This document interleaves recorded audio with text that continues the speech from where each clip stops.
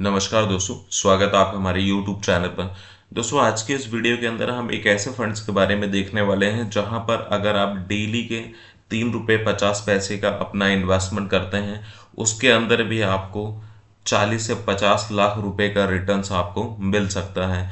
यानी कि आज डेली 10 से 50 रुपए का आप खर्च कर देते होंगे और सिर्फ आपको जो जमा करना है आपके लिए सिर्फ 3 रुपये 50 पैसे।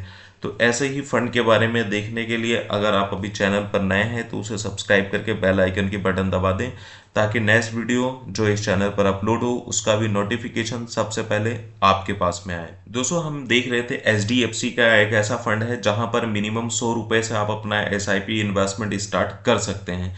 जो ये फंड है ये पिछले 2007 से लॉन्च है, जब से ये मार्केट में काम कर रहा है, और मिनिमम 100 रुपए से इसके अंदर आप SIP इन्वेस्टमेंट अपना स्टार्ट कर सकते हैं। अगर इसके हम रिस्क मीटर की बात करें तो वेरी हाई रिस्क का फंड है और अभी तक इस फंड के अंदर 47,846 करोड़ रुपए का इन्वेस्टमेंट हो चुका है।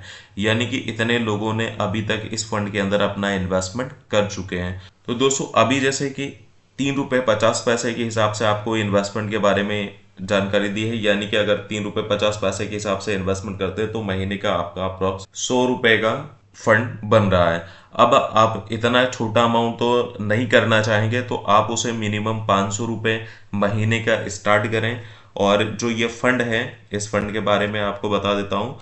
ये फंड है HDFC mid cap opportunities fund, जो कि काफ़ी अच्छा रिटर्न्स अभी दे रहा है। ये ओपन एंडेड इक्विटी फंड है। आप यानी कि इसके अंदर कभी भी अपने SIP स्टार्ट कर सकते हैं। आपको जब भी ज़रूरत हो तो आप इसके अंदर अपने फंड्स को निकाल भी सकते हैं। मिड कैप कैटेगरी के अंदर 65% का ओवरऑल इनका इन्वेस्टमेंट है। बाकी का जो 35% का इन्वेस्टमेंट है वो अदर देन दूसरी कंपनीज के अंदर भी ये इन्वेस्ट करते हैं। तो काफ़ी अच्छा फंड है। ऐसे फंड्स में आप मिनिमम 500 रुपये से अपनी SIP स्टार्ट कर सकते हैं। अगर इसके एक्सपेंसेस रेशियो की बात करें तो वहाँ पर 0.85% का इसका एक्सपेंसेस रेशियो है। और साथ ही अगर एग्जिट लोड की देखें तो यहाँ पर कोई एग्जिट लोड नहीं है। अगर इनके फंड मैनेजर की बात करें तो मिस्टर चिराग इनके फंड मैनेजर हैं और मिस्टर ध्रुव मुचाल इनके सहयोग करने वाले इस फंड के अंदर हैं, जो ओवरऑल इस फंड्स को ये देख रहे हैं। अगर इस फंड की फंड परफॉर्मेंस की बात करें तो लास्ट 1 ईयर में 28.74% का रिटर्न दिया है, और वहीं 3 साल का देखें तो 33.97% का, और 5 ईयर में 20.97 यानी 21% का रिटर्न है, और लास्ट 10 ईयर में 22.49% का यानी कि 22.5% का रिटर्न है। और अभी तक का अगर आप जब से ये फंड लॉन्च हुआ है देखें तो 20.36% का इसने रिटर्न्स दिया है, यानी कि 20% का तो रिटर्न ये कंसिस्टेंसी दे रहा है। अगर इसके रिटर्न्स के बेंचमार्क की बात करें तो 18% का इसका बेंचमार्क रहा है। वहीं अगर आप इस फंड के अंदर अपना लमसम इन्वेस्टमेंट 10,000 रुपये का करते हैं तो 1 साल के अंदर ही आपका 10,000 रुपये का 12,874 रुपये का रिटर्न बन रहा है। दोस्तों, अगर 3 साल का रिटर्न आप देखेंगे तो 24,064 रुपये का आपका रिटर्न बन रहा है, यानी कि 3 साल में ही आपका पैसा डबल हो रहा है। और उसी फंड को अगर आप 5 साल तक रख लेते हैं तो वहाँ पर 25,923 रुपये का रिटर्न आपका बन जाता है, और 10 साल में 76,127 रुपये का रिटर्न आपका बन रहा है। यानी कि 10,000 रुपये के इन्वेस्टमेंट पे 10 साल में आपको 76,127 रुपये का रिटर्न बनता है।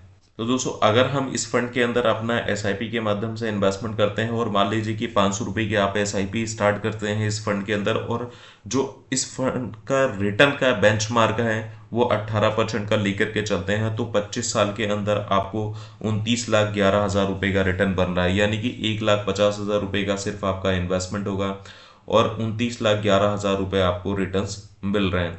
अब इसी फंड को अगर आप 25 की जगह पे 30 साल तक अगर चला लेते हैं तो 71,62,000 का रिटर्न, यानी कि 71,62,000 रुपये का रिटर्न आपको बन रहा है। तो आप 500 रुपये महीने का इजी तरीके से इन्वेस्टमेंट कर सकते हैं। सिंपल, आप एक SIP इन्वेस्टमेंट ओपन करें, आप एक अकाउंट लें, उसके अंदर हर महीने 500 रुपये जमा करना चालू कर दें। आप ये जमा करते रहेंगे, 30 साल के अंदर आपको 71 लाख रुपए का रिटर्न्स बन जाएगा। तो जो कि एक सिस्टोमेटिक तरीके से छोटे छोटे निवेश के अंदर भी आप एक अच्छा बड़ा कॉर्पस अपना तैयार कर सकते हैं। तो हर व्यक्ति को एक छोटे अमाउंट के साथ में एसआईपी के अंदर इन्वेस्टमेंट करना चाहिए, क्योंकि अगर आप बड़े अमाउंट का निवेश नहीं कर सकते हैं तो छोटे अमाउंट से ही आप शुरुआत कीजिए। दोस्तों अभी आपको ये वीडियो कैसा लगा आप कमेंट सेक्शन में जाकर के कमेंट्स करके बताएं। वीडियो पसंद आया तो उसे आप लाइक कीजिए और चैनल को सब्सक्राइब करके ज़्यादा से ज़्यादा लोगों के साथ में आप उसे शेयर कीजिएगा। धन्यवाद।